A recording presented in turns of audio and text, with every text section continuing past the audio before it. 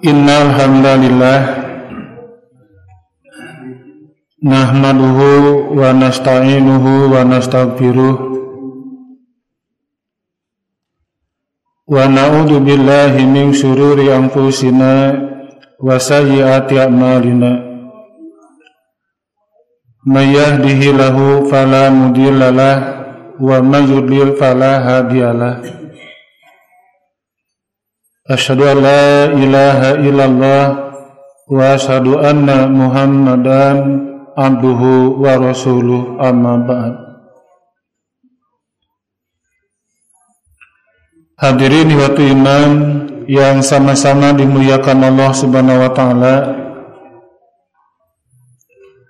Alhamdulillah, pada kesempatan ini di hari Jumat yang pertama bulan Maret, kita bisa bertemu kembali untuk melanjutkan pelajaran kitab Riyadhus Shalihin. Masih bab yang ke-13. Ini merupakan lanjutan, yaitu judul babnya banyak jalan menuju kebaikan, atau banyak cara untuk menggapai ridho Allah yang Maha Kuasa. Kita lanjutkan pada hadis nomor 138, yaitu hadis yang ke-22. An Abi Muhammadin Abdillah ibn Amr ibn al-As radhiyallahu anhuma qala, dari Abu Muhammad, yaitu Abdullah bin Amr bin al-As, semoga Allah ridho kepadanya, dia berkata, qala Rasulullah sallallahu alaihi wasallam, Rasul telah bersabda, arba'una khoslatan a'laha manihatul anji. Ada 40 perkara setinggi-tingginya dalam derajatnya ialah manihatul anji, memberikan kambing, manihah kambing.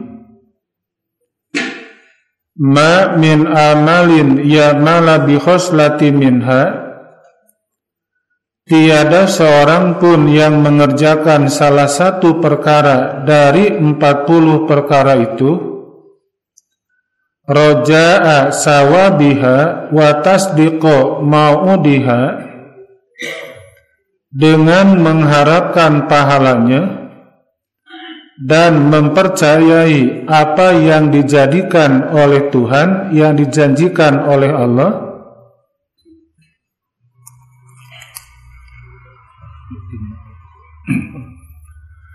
illa adkhalahullahu biha al-jannah, melainkan Allah akan memasukkannya ke dalam surga. Nah, itu terjemah hadis riwayat Imam Bukhari. Di hadis ini menjelaskan tentang 40 poin, 40 bagian tentang bab kebaikan yang kita berikan kepada orang lain. Kebaikan dalam arti kehidupan, meningkatkan kesalehan sosial, berbagi. 40 itu kan cukup banyak. Misalnya ketika bertemu dengan sesama muslim, menampakkan wajah berseri pun itu merupakan bagian dari kebaikan. Kemudian juga ketika kita pulang ke rumah, di perjalanan ada duri yang membahayakan orang yang lewat, kita menyingkirkannya. Itu pun merupakan bagian dari kebaikan. Nah, di hadis ini, dari sekian banyak kebaikan yang kita laksanakan, a'laha manihatul anzi, yang paling tinggi derajatnya ialah memberi manihah atau kambing. Ya puguh Pak ya, orang dikasih kambing sangat bahagia kan. Jangankan kambing yang hidup, bahkan kambing yang disembelih pun kita dikasih kaki belakangnya dari paha sampai ke bawah hanya 2, itu kita sudah berbahagia. Ini apalagi diberikan secara menyeluruh. Kenapa di sini menggunakan kalimat al-anjul atau kambing, tidak dengan al-ba'ir atau al-baqarah? Gede teuing eta mah Pak. Al-baqarah kan sapi, al-ba'ir juga sama, atau al-hison kuda, al-fil gajah. Mah aya orang yang ngasih gajah itu. Nah ini kehidupan dalam bermasyarakat tentu ada orang berbagi. Di antaranya apa tempat makanan ya di sini. Manihatul anji yang kita berikan itu merupakan nilai yang tertinggi kata Rasulullah. Nah maka pada hakikatnya kebaikan apapun yang kita berikan kepada orang lain, kepada sahabat kita, dengan tujuan roja sawabiha wa tasdiqo ma'udiha, ya, dengan harapan pahala dari Allah, wa tasdiqo ma'udiha, dan membenarkan kepada janjinya.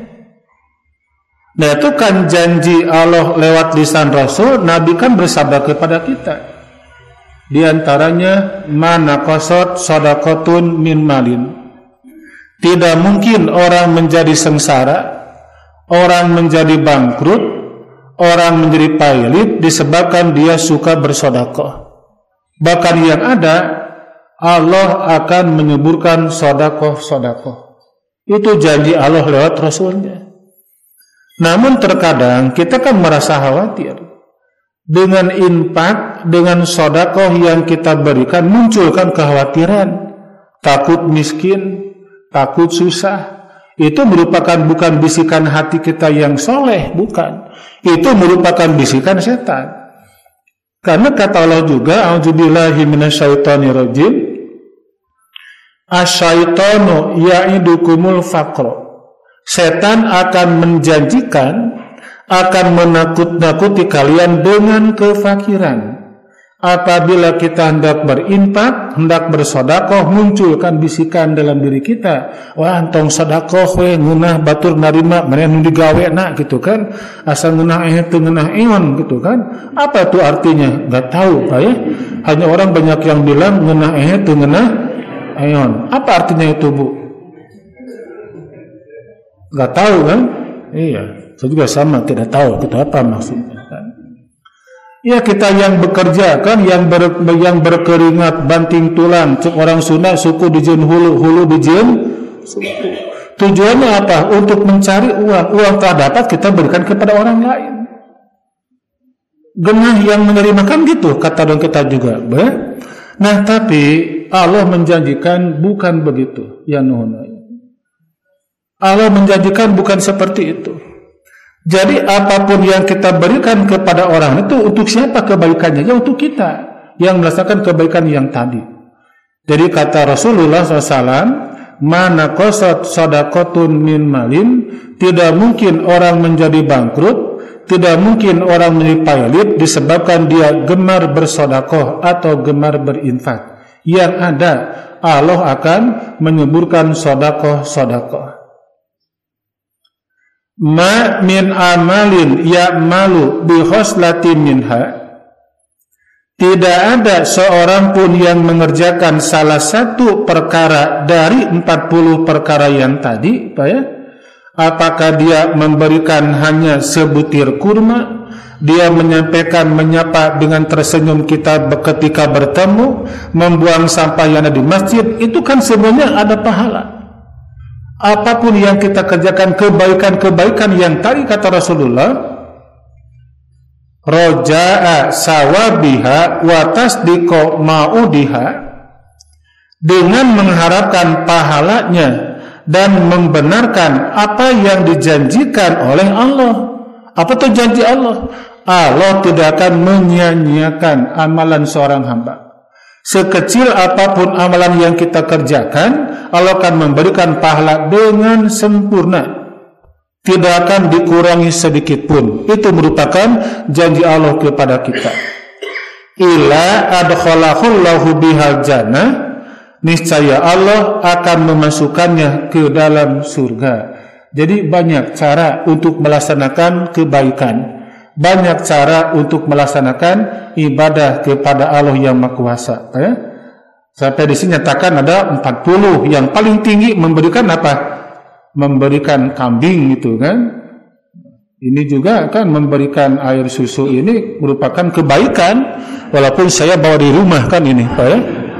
Tidak mengapa lah.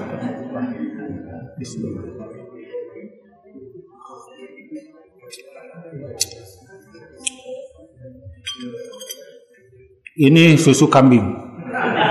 Iya, etawa, Pak ya. Karena kambingnya tidak ada kan, yang ada apanya? Susunya lah, itu kan. Ini judulnya susu etawa. Enak ini, Pak. Dimohon dimaafkan kalau Bapak tidak minum, Pak ya. Saya yang minum saja. Ya, kita lihat. Hadis nomor 139, Pak ya.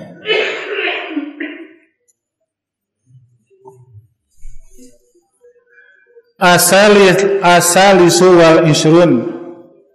Hadis yang ke-23.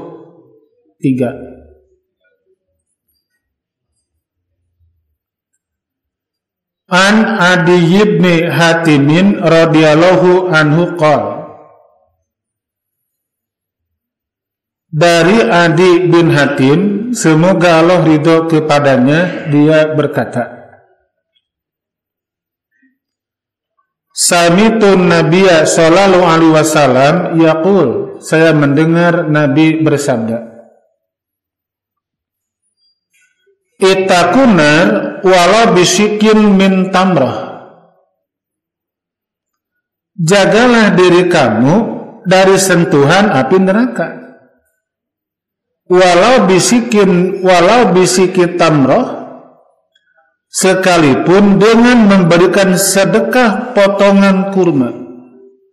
Walau bisikin tamroh, walaupun dengan sebutir kurma. Jadi Bapak dan Ibu, kita memberikan kepada orang lain sesuatu yang terendah di sini apa? Korma. Korma segede kumaha. Adakah kurma yang segede durian? Tidak akan ada. Sebagaimana halnya tidak akan ada durian segede korma. Ayam pentil, nggak mungkin bisa dimakan. Ketika kita memberikan kebaikan kepada orang lain dengan tujuan untuk menjaga diri disentuh api neraka, itu kan diperintahkan. Nah, mungkin Bapak dan Ibu pernah mendengar, ada seorang ulama sufi.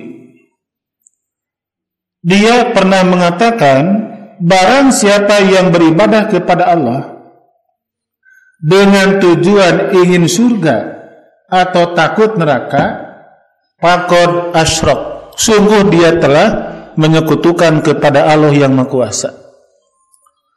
Jadi ketika kita melaksanakan salat sunat tahajud, kita melaksanakan apalagi ya, saum sunat, salat tahajud, salat rawatib, kita pelihara. Sekarang bulan Saban, kita meningkatkan saum sunat. Ada yang Daudnya, ada yang Senin Kamisnya, ada yang Ayamul Bidnya, kita laksanakan. Tujuannya apa? Tujuannya ingin mendapatkan surga, tujuannya takut oleh api neraka, maka sungguh dia telah menyekutukan kepada Allah yang Maha Kuasa. Berarti dia telah mensejajarkan antara Allah dengan surga atau dengan neraka. Itu fatwanya seperti itu. Bahkan orang yang bersangkutan, dia pernah membawa air satu rantang, kemudian obor yang dinyalakan, dan dia berlari kecil di sekitar perkampungannya, ya, lari-lari kecil. Air satu rantang dia bawa, obor pun dia nyalakan sambil berlari. Ditanya oleh muridnya, guru untuk apa ini? Maka dia menjawab, obor yang kunyalakan akan kupergunakan untuk membakar surga biar padam. Sementara ini air yang aku bawa akan kupergunakan untuk menyiram neraka biar padam. Biar neraka padam, surga pun tidak ada, dengan tujuan saya agar nanti orang yang akan datang mereka beribadah bukan ingin surga dan juga bukan takut oleh api neraka. Karena barang siapa yang beribadah dengan tujuan dua macam yang tadi, ingin surga dan takut neraka, maka sungguh dia telah menyekutukan kepada Allah yang Maha Kuasa. Itu cenah Pak, pendapat teh, Pak ya. Bingung lagi.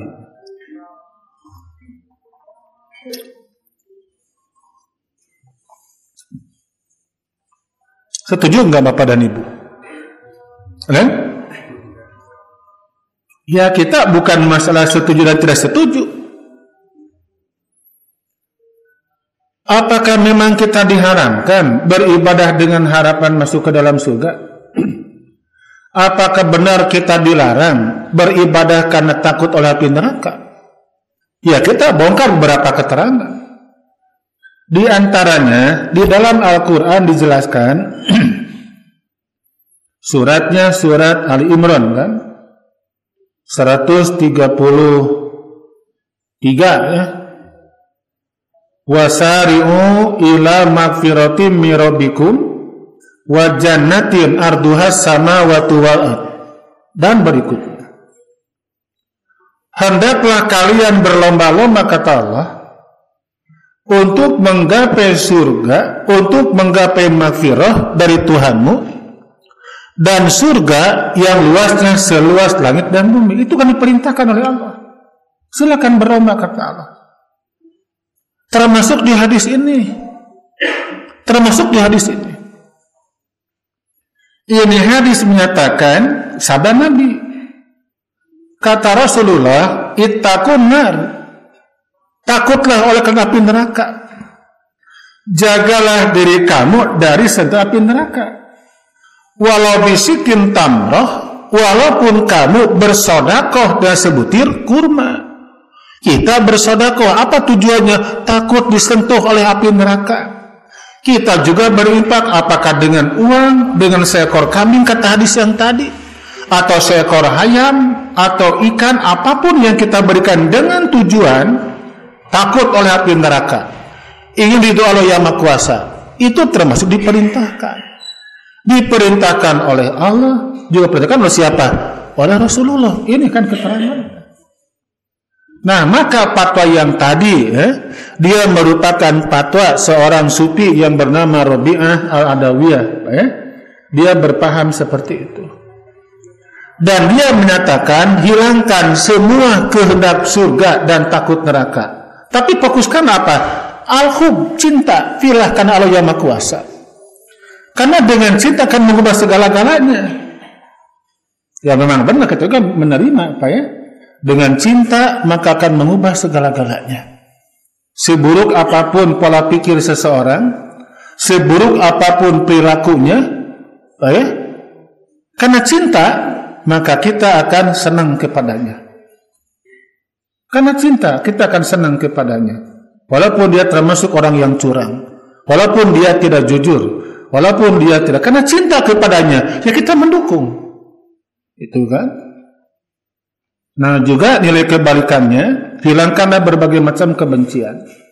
Karena kebencian yang berlebihan kepada seseorang yang baik dalam pola pikirnya, yang baik dalam bertutur katanya, dia orang yang jujur, dia orang yang baik, dia orang istiqomah, tapi kita membenci kepadanya, maka buruklah apapun yang dia ucapkan itu. Nah, maka di sini kata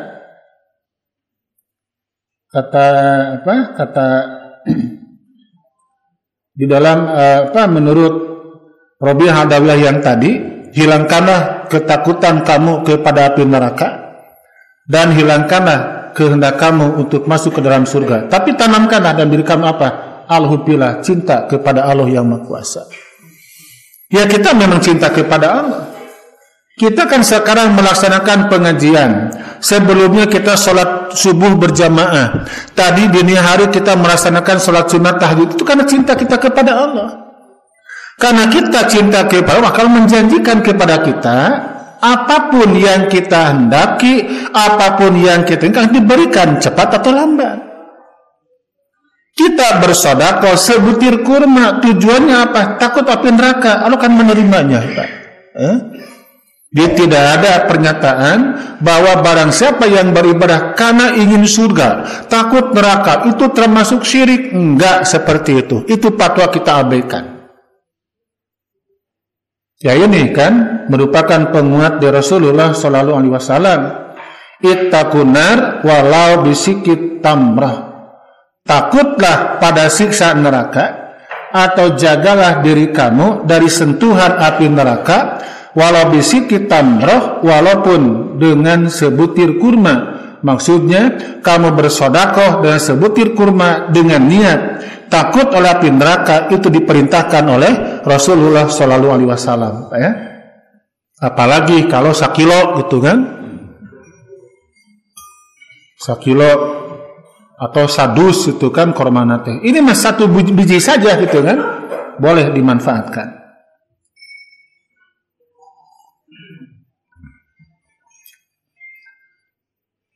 Hadis 140.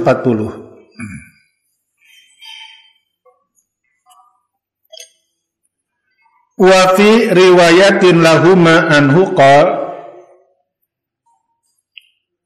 dan dalam riwayat lahuma itu Bukhari Muslim, anhu masih dari sahabat Adi bin Hatim. Qala Rasulullah sallallahu alaihi wasallam, Rasul telah bersabda, ma minkum min ahadin illa sayukallimuhu rabbuhu laisa bainahu wa bainahu tarjuman atau turjuman.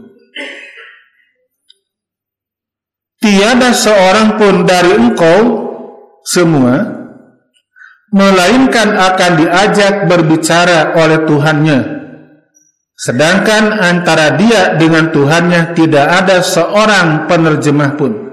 Tidak ada. Ya, kalau kita berbicara dengan orang Amerika, kita tidak bisa berbahasa Inggris, kan ada penerjemah. Itu nanti pada hari kiamat, setiap orang akan berkata, akan bicara dengan siapa, Pak? Dengan Allah yang Maha Kuasa. Apakah dia bisa langsung melihat atau tidak melihat?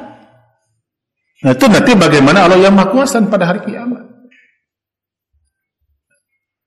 Banyak orang yang berbahagia, banyak orang yang beruntung karena mereka melihat wajah Allah yang Maha Kuasa. Banyak wajah yang berseri-seri karena mereka melihat wajah Tuhannya. Ya, karena Allah kan merupakan sebutan, merupakan nama yang wajib kita cintai. Allah. Ya? Allah Rabbi wa Rabbukum. Allah ialah Tuhanku dan Tuhan kalian. Kita kan wajib cinta kepadanya. Sementara sampai detik ini kita belum pernah melihat bagaimana wajah Allah. Seperti bapak yang jauh bekerja di luar pulau, istrinya lagi hamil, kemudian dia melahirkan. Ceritanya belum musim video call, belum Pak ya. Itu yang ada hanya telepon batangan sehingga baheula kan gitu. Hanya disampaikan kepadanya, Pak, saya sudah melahirkan. Alhamdulillah anak kita laki-laki. Bahagia kan itu. Itu si bapaknya, si suaminya akan pulang ke kampung halaman genep bulan deui. Si kirimkan sana fotona, dapat usum pan hari tamah, Pak ya. Kalau sekarang kan bisa begitu melahirkan dipoto langsung, ini video juga bisa terjadi. Kalau dulu kan belum terjadi. Ceritanya si bapak yang tadi sudah 6 bulan. Kita yakin si bapak yang tadi, suami yang bersangkutan, mereka merasa rindu, ingin melihat wajah anaknya. Wah, gura-giru kan. Ingin sampai ke rumahnya, berat ketinggali, bahagianya tak terkira pasti, Pak. Lebih bahagia lagi ketika melihat siapa? Ibunya. Pasti lebih bahagia lagi. Dan atas itu, iya, pan genep bulannya. Maka si bapak ini mendapatkan kebahagiaannya double. Yang pertama, bahagia bisa menatap wajah anaknya, dan yang kedua, bahagia bisa menatap ibunya. Nah, gitu.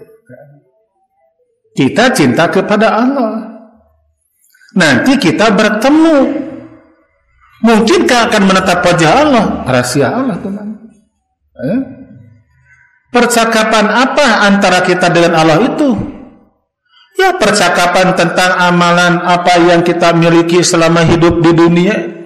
Apakah banyak kebaikan atau banyak keburukan? Kemudian kita ketika bercakap dengan Allah, ada nggak orang yang menemani kita? Ada nggak suami ibu? Ada nggak istri bapak? Ada nggak anak-anak kita? Ada nggak guru kita? Kata Rasulullah, "Payanduru aymana minhu falayaro ila maqdam." Orang itu melihat ke sebelah kanannya, maka tidak ada yang dilihat olehnya kecuali amalan yang telah dilakukannya sebelum itu dari amalan yang baik dan amalan yang buruk. Wa yanduru asama minhu fala yara ila maqdam. Demikian pula dia melihat ke sebelah kirinya, maka tidak ada pula yang dilihat olehnya kecuali amalan yang dilakukan sebelum itu dari amalan yang jelek. Nggak ada orang lain, Pak. Coba kalau sekarang bapak ibu akan menghadap kepada orang yang hebat, kepada orang yang dianugerahi bintang 4, berani nggak bapak ngomong sendiri kepada bapak yang tadi? Dagi sekolot wani sendalah, bukan kok kolotnya, Pak, ku bintang 4 eta, itu yang paling hebat bintang 7 gitu kan, karena dia bisa mengobati nyeri sakit kepala kan. Artinya, Pak, untuk sekarang ketika kita disuruh menghadap kepada orang yang hebat, kita tidak berani seorang diri. Apalagi nanti pada hari kiamat, kita akan menghadap, akan bercakap dengan Rabb semesta alam. Gak ada orang yang menemani kepada kita. Orang yang bersangkutan melihat ke kanan, melihat ke kiri, gak ada siapa-siapa. Gak ada. Yang dia lihat apa? Hanya amalan baik yang pernah dia laksanakan. Hanya amalan buruk yang pernah dia laksanakan. Ini merupakan perkara gaib. Tasiga kumaha, Pak, amalan teh, Pak. Ya, ini kan tutup gelas, kelihatan oleh kita. Ini gelasnya, kelihatan oleh kita bentuknya. Ini gelasnya berisi susu, gitu kan? Biar tidak tumpah, minumnya.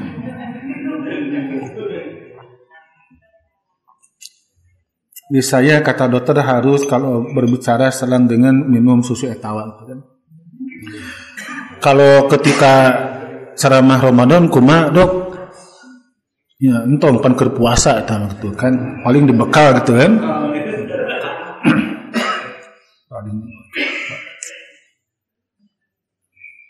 Nah, Pak, melihat ke kanan nggak ada siapa-siapa. Yang dia lihat hanya apa?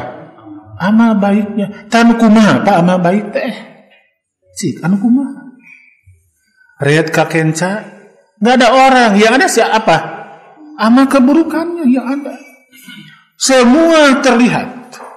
Nah, barangkali amalan baik yang dulu kita amalkan dan kita telah melupakannya, nanti pada hari kiamat akan nampak, kita bisa melihatnya. Kebaikan, keburukan akan diperlihatkan semuanya, Pak. Enggak ada satupun yang sembunyi oleh Yang Maha Kuasa. Sampai orang kafir kan mereka berteriak, ya Rabb, ini dari mana? Saat itu ada semuanya, yang kecil, yang sedang, yang besar, itu tercatat semuanya.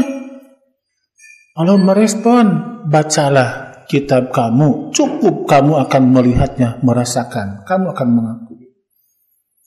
Nah, di hadis ini bukan kita melihat catatan dalam lembar-lembar kertas, tapi di hadis ini yang nyatakan kita akan melihat sebelah kanan kita tumpukan amal yang baik, sebelah kiri kita tumpukan amal yang buruk. Ini yang akan dipertanggungjawabkan nanti pada hari kiamat. Sebenarnya ya, kita sekarang capek bekerja, apa yang kita cari, Pak? Kalau Bapak Ibu ditanya, Pak, ngadagoan naon? Cuk budak urang teh. Apa jawaban Bapak dan Ibu? Ngadagoan makan siang gratis. Apakah begitu? Atau susu gratis? Tong ditungguan tong mengawujud mau. Kalaupun terwujud nanti subsidi BBM dicabut. Tunjangan guru oke mau aya. Kenaunan gitu kan Pak. Coba Pak tanya hati kita sekarang. Selama ini apa yang sedang kita tunggu? Kata Quran, tidak ada satupun yang kamu tunggu kecuali apa? Kedatangan Israel untuk menjemput kamu. Itu yang kita tunggu sebetulnya. Ketika kita nanti meninggal dunia dan akan berhadapan dengan Allah, Pak ya, kita seorang diri. Kira-kira itu yang kita sadar sekarang. Mana yang paling baik? Apakah di sebelah kanan atau di sebelah kiri? Mana yang paling banyak maksudnya? Mana yang paling banyak? Apakah di sebelah kanan atau kiri kita nanti? Ya bergantung kepada kita selama ini.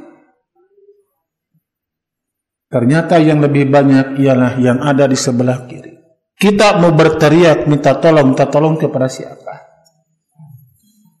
Kalau sekarang orang dapat musibah bisa minta tolong kepada orang lain, tapi nanti pada hari kiamat kita minta tolong, minta bantuan kepada siapa? Ya.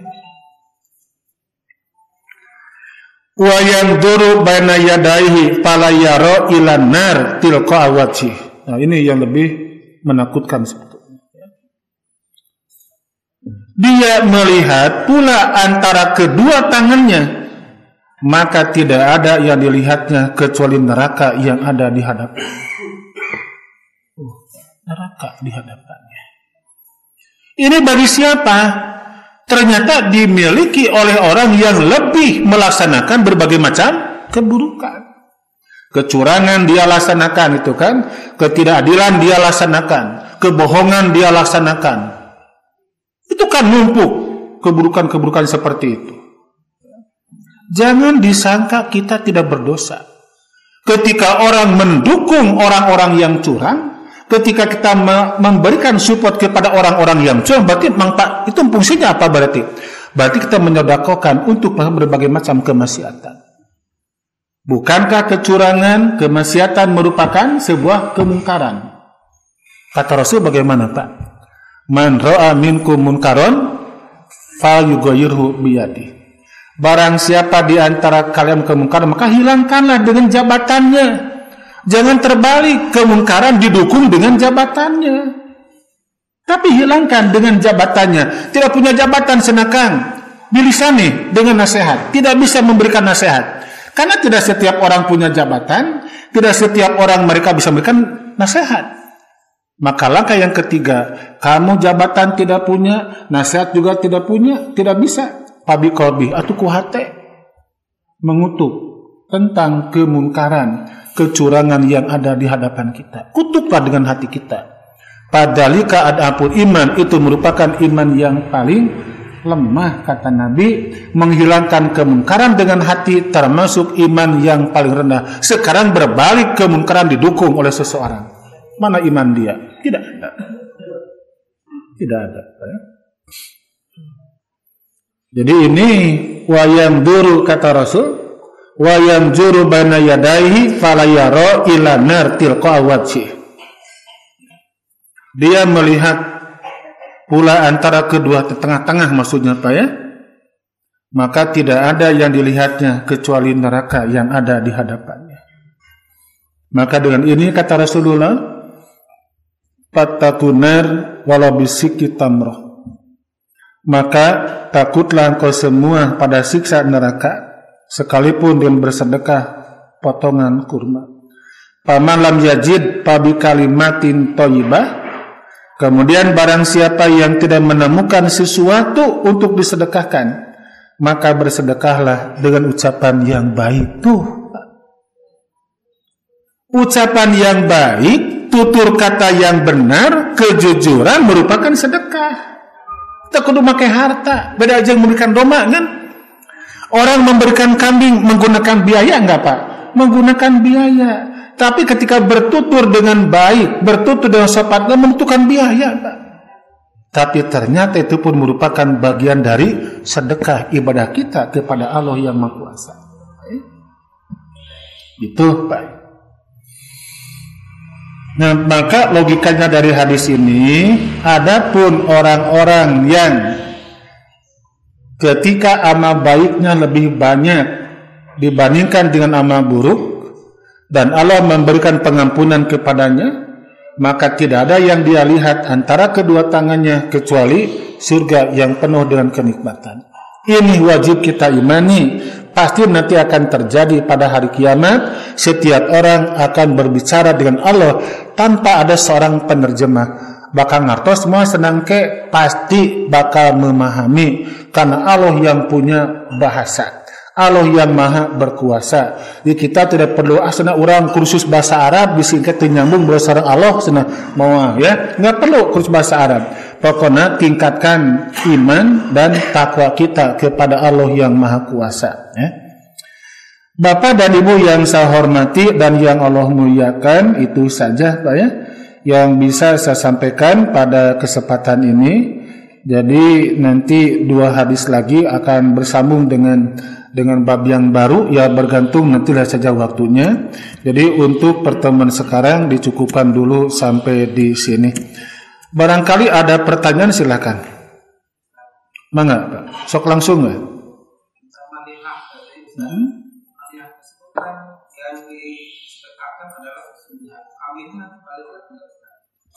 Iya betul Pak ya. Manihah itu yang disedekahkannya ialah nilai yang terkecilnya, bukan secara menyeluruhnya. Nah, mungkin ada orang yang memberikan bulunya, tapi jarang terjadi. Tapi tumannya ialah susunya. Contoh kan ini, saya sengaja membawa ini kan, ini manihah. Ya, ini kan manihah. Nah, ketika maksudnya bukan dalam 40 cabang yang tadi, maka memberikan secara utuh al-anjunya yang tadi, Pak ya, al-anjunya atau pisi kambingnya, itu kan lebih besar lagi.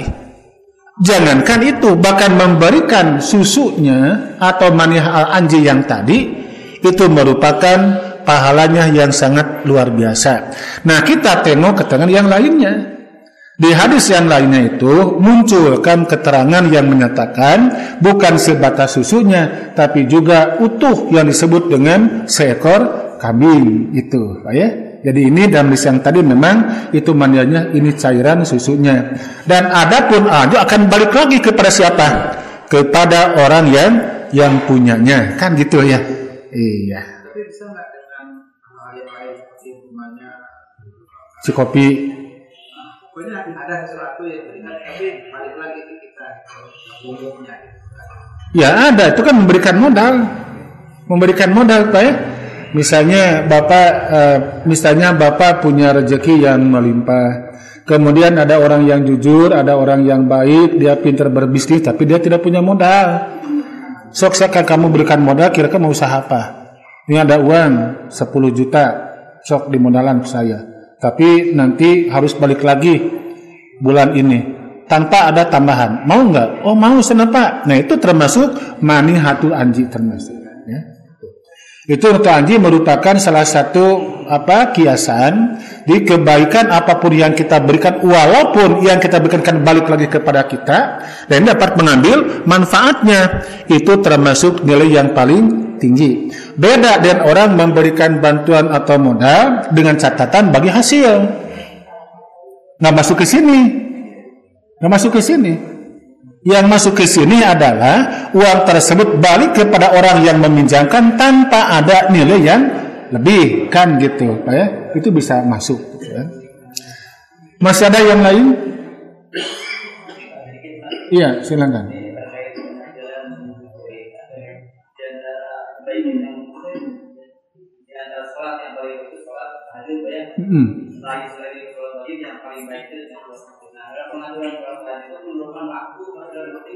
Kita harus bangun di hari kenyataannya saya dikatakan ternyata siangnya jadi ngantuk. Dalam hal ini seluruh hadis penabihan 4 jam tidur tidurnya dalam satu hari. Bagaimana caranya kira-kira mengatur waktu supaya kita bisa bekerja jangan tidak ngantuk karena kita melakukan sholat. Iya. Rasul kan bersabda, istainu bil qaululah, manfaatkanlah tidur siang untuk bangun malam. Itu qaululah artinya tidur siang untuk nanti bisa bangun malam, sholat tahajud. Nabi memberikan cara seperti itu agar tidak ngantuk nanti malam, maka sekarang tidur. Bukan jam 9, tapi tidur siang. Apakah dari pukul 1 sampai pukul 3 atau pukul 2 sampai setengah 4, itu kan qailullah namanya, tidur siang.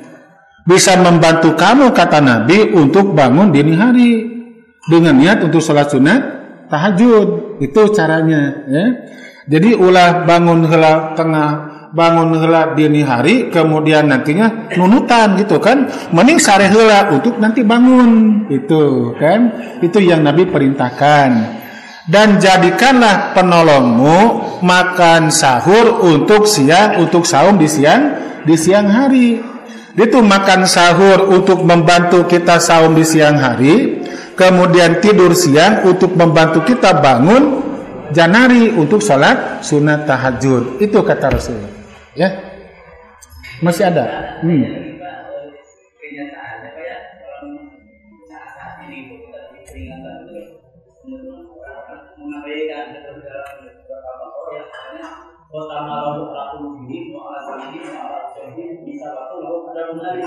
Jadi mata hati dia sudah dikunci. Dalam hal ini kira-kira usaha apa yang bisa kita dakwahkan supaya orang-orang bisa mendengar sebuah. Kita akan diperintahkan, Allah akan melihat bukan kepada hasil tapi kepada proses. Ada nggak usaha kita? Ya? Jadi kalau kita punya anggapan ketika kita bisa membuka mata hati orang lain, itu terlalu sombong, berlebihan. Rasul saja, orang yang dijamin masuk ke dalam surga, seorang hamba pilihan Allah, tidak bisa, Pak, membuka pintu hati pamannya yang bernama Abu Thalib. Itu pangkat seorang nabi, ya. Sampai Nabi berulang-ulang mengucapkan kalimat tauhid. Dia kan mengatakan Muhammad. Ini level seorang nabi yang terakhir dakwah kepada pamannya. Apalagi kita punya keluarga, punya sahabat, dia termasuk orang yang sulit untuk melaksanakan ketaatan. Kita memberikan berulang-ulang, anggaran itu kan kita tidak perlu kecewa atau serahkan kepada Allah. Yang pokok apa? Kita sudah melaksanakan kewajiban dakwah kepada orang. Mereka menerima atau tidak menerima bukan urusan kita, bukan kuasa kita. Terserah kepada Allah yang Maha Kuasa. Gitu, Pak ya? Iya. Jadi maksudnya apa? Jangan tinti kita mengajak kepada orang. Jangan tinti kita berdakwah kepada orang yang membutuhkan dakwah kepada kita. Khususnya dakwah pada diri sendiri, dakwah kepada anggota keluarga, umumnya kepada masyarakat lebih luas lagi. Sudah? Iya, tos cekapnya. Ya, Bapak dan Ibu yang saya hormati dan yang Allah muliakan, itu saja yang bisa kita pelajari pada kesempatan ini. Insya Allah nanti kita bertemu di Jumat yang ketiga bulan Februari, dan sepertinya kita sudah masuk di bulan Ramadan nanti ya. Pembahasan tidak akan dialihkan pada Ramadan, tetap kita akan mengkaji kitab Riyadhus Shalihin. Karena kalau membahas fikih Ramadan nanti akan tumpang tindih dengan penceramah yang lain. Hayo kutiba alaikumusiyam akan dibahas nanti ya. Kita tetap istiqomah dan pembahasan kitab Riyadhus Shalihin, Pak ya. Ya, kita akhiri dengan doa Rabbana atina fid dunya hasanah wa qina adzabannar. Allahumma salimna li Ramadan wa salim lana li Ramadan wa salimhu minna mutaqabbala. Ya Allah, selamatkanlah kami untuk menghadapi bulan Ramadan, dan selamatkanlah Ramadan buat kami, dan jadikanlah dia merupakan ibadah yang diterima dari kami semua. Amin ya Allah ya Rabbal Alamin. Assalamualaikum warahmatullahi wabarakatuh.